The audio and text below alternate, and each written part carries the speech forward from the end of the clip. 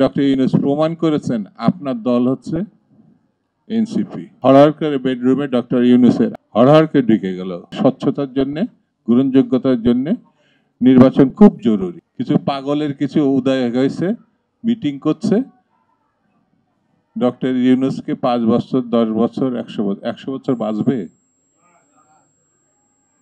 আরে ভাই, হাসিনার যদি আমি পতন ঘটাই তাহলে তো স্বৈরতন্ত্রের পতন হয়েছে, তাহলে তো একটা নির্বাচন, গণতন্ত্রে যেতে হবে।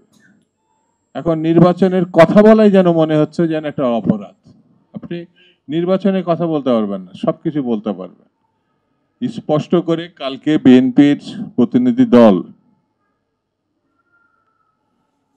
যমুনায় গিয়ে বলে এসেছে সরকারের স্বচ্ছতা এবং নিরপেক্ষ নির্ধারণের জন্য যারা নতুন পার্টি করেছে তাদের কোনো প্রতিনিধি এই সরকারে থাকতে পারবে না। 2 জন প্রতিনিধির কথা সরাসরি বলেছে। আরেকটা লোক আছে যে বাংলাদেশকে বিক্রি করতে চায়, করিডোরের নামে যুদ্ধ বাঁধাতে চায়, বন্দর উন্নয়নের নামে বিক্রি করতে চায়। যে লোকটা পরকীয়ার জন্য পত্রিকায় দেখলাম, পরকীয়ার নামে স্বামী কর্তৃক স্ত্রী খুন করেছে, ওই স্বামী আত্মহত্যা করেছে। তার কারণ ছিল এই উপদেশটা। ওয়ালটন মাইক্রোওয়েভ ওভেনের খাবার গরম রাখে দীর্ঘ সময় ধরে। Walton microwave oven.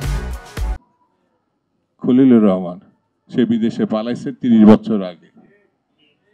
তাকে লতিফুর রহমানের ভাইরা, সাবেক প্রধান উপদেষ্টা লতিফুর রহমান তার ভাইরা, তাকে এনে আপনি দেশ বিক্রির আয়োজন করবেন, তাকেও পদত্যাগের বা বহিষ্কার করার কথা বলা হয়েছে। মিনিমাম তাহলে একটা স্বচ্ছতা আসবে। আর যদি এটা না করা যায় তাহলে এই সরকারের স্বচ্ছতা নিয়ে তো প্রশ্ন। আপনি খালি একটা নতুন পার্টি বানাবেন এবং সে তাকে ডেকে এনে আপনার মুখপত্র বানাবেন, তার সঙ্গে ডেকে এনে আলোচনা করবেন, তার জন্য আবার দাওয়াত টাওয়াত কিছু লাগে না। আসলো হরহর করে বেডরুমে ডক্টর ইউনূসের, আল্লাহ জানে ডক্টর ইউনূসের সে সময় ওয়াইফ ছিল কি ছিল না আমি জানি না, হরহর করে ঢুকে গেল। আবার এসে সাংবাদিকদের বলছে উনি পদত্যাগ করার চিন্তা করেছে। এসব ফাজলামি বাদ দিতে হবে। আপনার নিজেরা ডক্টর ইউনূস প্রমাণ করেছেন আপনার দল হচ্ছে এনসিপি। তো বুকের সাহস দেখান। আপনি নাকি সারা বিশ্বে পদক পাইছেন, আরো কি কি পাইছেন, কিন্তু অং সান সুকির মতো আপনি ডেমোক্রেসির জন্য নোবেল পান নাই। আপনি গ্রামীণ ব্যাংকের জন্য নোবেল পাইছেন, আর আপনি নিজে পাইছেন। সেই জন্য গণতন্ত্র আপনি বোঝেন না, এটা আমরা বুঝি, কিন্তু এর কোনো বিকল্প নাই, কোনো বিকল্প নাই। আমি বেশি বক্তৃতা করবো না, শুধু এই কথাটুকু বলে আমি শেষ করি।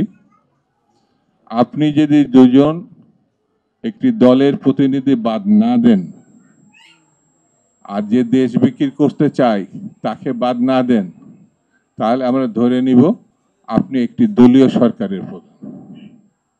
আপনার আন্ডারে ভালো নির্বাচন হবে, এটি আমরা বিশ্বাস করা খুব কঠিন হবে। সেই জন্যে স্বচ্ছতার জন্যে, গ্রহণযোগ্যতার জন্যে নির্বাচন খুব জরুরি। এই নির্বাচনের কোনো বিকল্প নাই। এই নির্বাচন পারলে যত দ্রুত সম্ভব রোডম্যাপ ঘোষণা করেন, সন্দেহ বিশ্বাস দূর করেন, জাতীয় ঐক্য সৃষ্টি করেন। আর না হলে পরে দেশ কোথায় গিয়ে দাঁড়াবে তার দায় আপনি এড়াতে পারবেন না। তার দায় পুরোটা আপনাকে কাঁধে নিতে হবে। সেই জন্যে আমরা আপনার পাশে আছি, সরকারের পাশে আছি। আমরা বলি নাই আপনি পদত্যাগ করেন। আপনি নিজে নিজের নাইদ নাকি না, নাইদ, ওই ছেলেটার সঙ্গে আলাপ করে আপনি পদত্যাগের অভিমান, রাগ, ঘৃণা দেখাবেন, এটা আবার সংবিধান সম্মত না। এইসব ছেলে মানুষই আপনি করেন না। 84 বছর বয়স, তো এই ছেলে মানুষই আপনার মানায় না। সেই জন্যে আপনি দৃঢ়তার সঙ্গে সামনে এগিয়ে যান, এটা আমরা প্রত্যাশা করি।